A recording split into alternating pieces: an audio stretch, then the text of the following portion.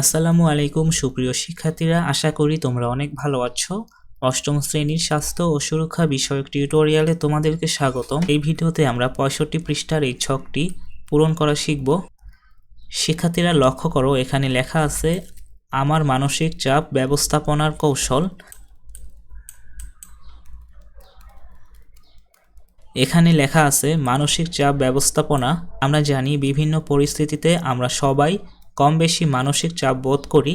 আমাদের জন্য যা কিছু উপকারী এবং বিকাশের সহায়ক তাকে সচেতনভাবে গ্রহণ করা এবং যা ক্ষতিকর তা বর্জন করে প্রয়োজনীয় বিকল্প পন্থা খুঁজে বের করা ও অনুশীলন করাই মানসিক চাপ ব্যবস্থাপনা। অনেক সময় অভ্যস্ততার কারণে অবচেতনভাবেই একই ধরনের আচরণের পুনরাবৃত্তি করে থাকি।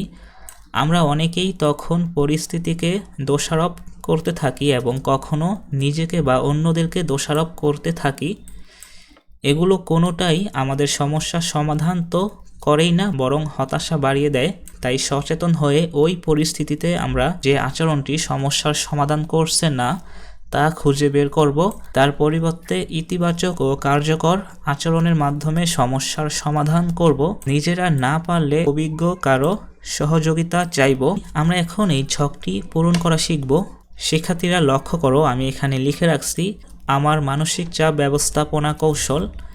এখানে আমরা 1 নাম্বার লিখতে পারি বিপদে ধৈর্য ধারণ করব। 2 নাম্বার লিখতে পারি যে কোনো দুর্ঘটনায় মনোবল বজায় রাখব। 3 নাম্বার লিখতে পারি আমার পছন্দের কাজগুলো করব। 4 নাম্বার সকাল বিকাল হালকা ব্যায়াম ও খেলাধুলা করব।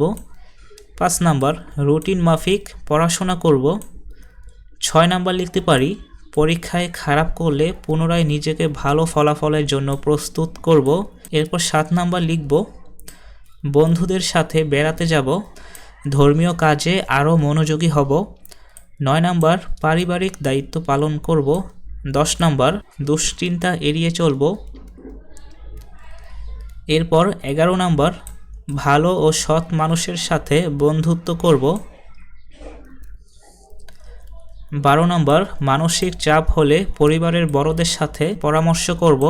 13 নাম্বার সুখ দুঃখের অনুভূতিগুলো সবার সাথে শেয়ার করব, কেউ বিরক্ত করলে রেগে যাব না।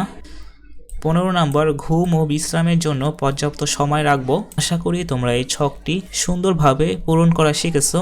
আমাদের আজকের ভিডিও এই পর্যন্তই। এর পরবর্তী ভিডিওতে আমরা 67 পৃষ্ঠার এই ছকটি পূরণ করা শিখব। সকলে ভালো থেকো। আল্লাহ হাফেজ।